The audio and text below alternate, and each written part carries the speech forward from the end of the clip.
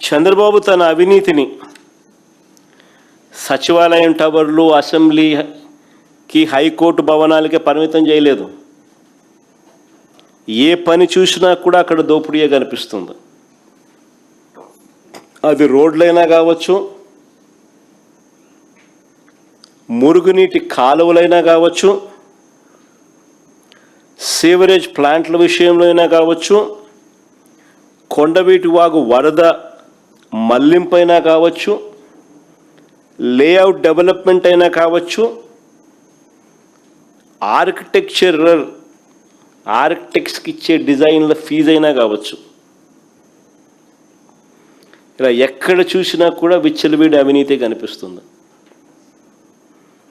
కేవలం సచివాలయము, high court, assembly వీటి డిజైన్ల కోసమే ఈయన ఎంత ఖర్చు పెట్టాడో తెలుసా? 401 కోటి డిజైన్ల కోసం, బొమ్మలు వేసిన దానికి.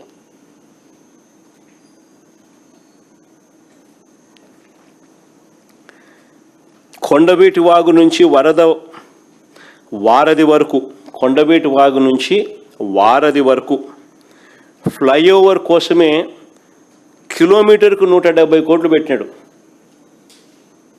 కిలోమీటర్కు 170 కోట్లు ఖర్చు చేసినాడు. అదే మా హయాంలో బెంచ్ సర్కిల్లో మీ కళ్ళ ముందునే ఫ్లైఓవర్ కనిపిస్తుంది. మా హయాంలోనే కట్టాం. కిలోమీటర్కు 35 కోట్లు మాకైంది ఖర్చు. మీరందరూ విజయవాడ పోతాను, అందరూ విజయవాడలో సిటీలో నుంచి పోతాంటారు. రెండో ఫ్లైఓవర్ కనిపిస్తుంది. మన హయాంలోనే కట్టాం పూర్తిగా. 35 కోట్లు కిలోమీటర్కి అయితే ఇది 170 కోట్లు.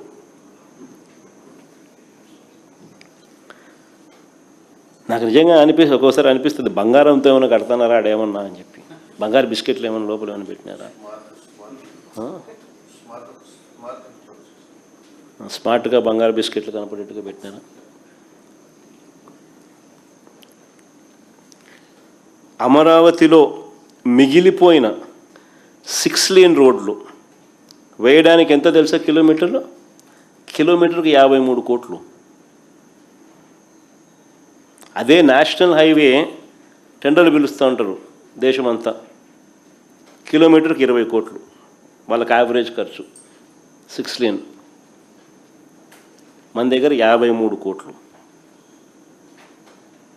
కిలోమీటర్కి.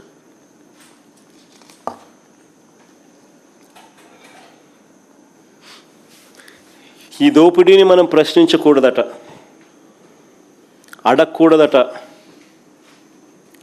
అడిగితే ఎదురుదాడి.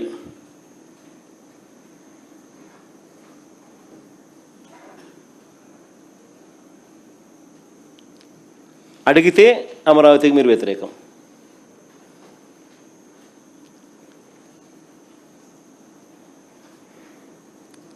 ఏడేళ్లలో అమరావతి కోసం చంద్రబాబు పెట్టిన ఖర్చు,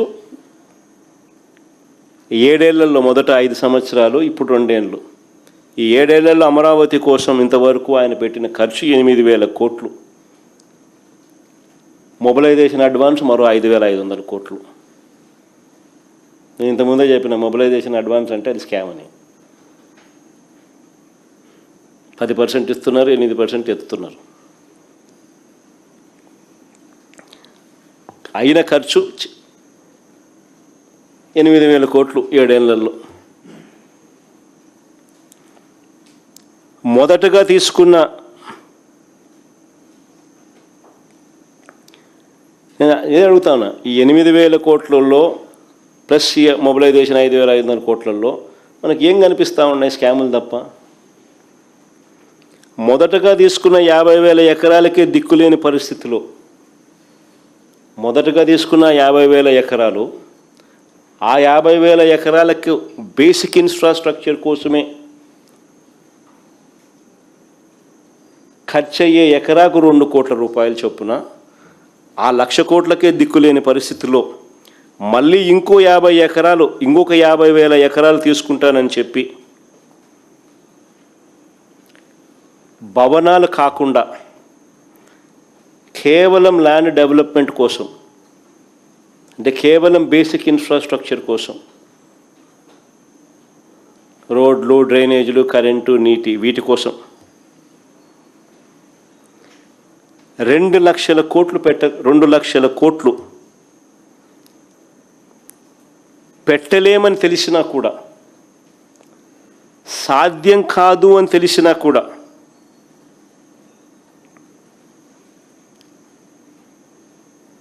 ఇది అందరు నిజంగా గమనించాల. అమరావతికి ఎవరూ వ్యతిరేకం కాదు, కానీ సాధ్యం అవుతుందా, సాధ్యం కాదా అన్నది ప్రతి ఒక్కరూ ఆలోచన చేయాలి. మనం లీడర్లుగా ఉంటూ మన స్కాముల కోసం అసాధ్యమని తెలిసింది, సాధ్యం కాదని తెలిసింది, స్కాముల కోసం తెలిసి ఉండి కూడా ప్రజలను మభ్యపెడుతూ పెడదోవ పట్టించితే అసలు రాష్ట్రానికి క్యాపిటలే ఉండదు, అసలు ఏదీ ఉండదు.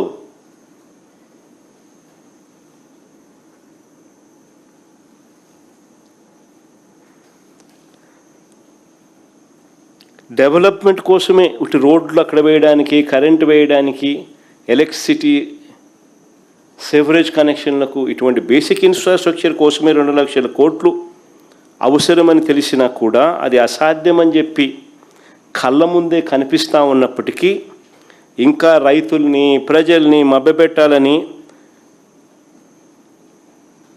తాను ఉన్నన్ని నాళ్ళు అప్పులు తెచ్చి అమరావతి పేరు చెప్పి స్కాములు చేసి దోపిడీ చేసేది ఆయన ప్లాన్.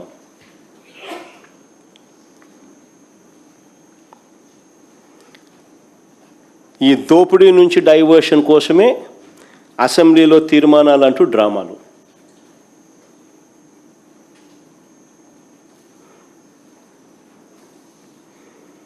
నిజంగా ఇంతకుముందే నేను చెప్పినాం, ఎవరు కూడా అమరావతికి వ్యతిరేకం కాదని, కానీ ఇది సాధ్యం కాదని అంత ఖర్చును తట్టుకునే స్తోమత రాష్ట్రానికి లేదు అని, ఇది లేదు కాబట్టే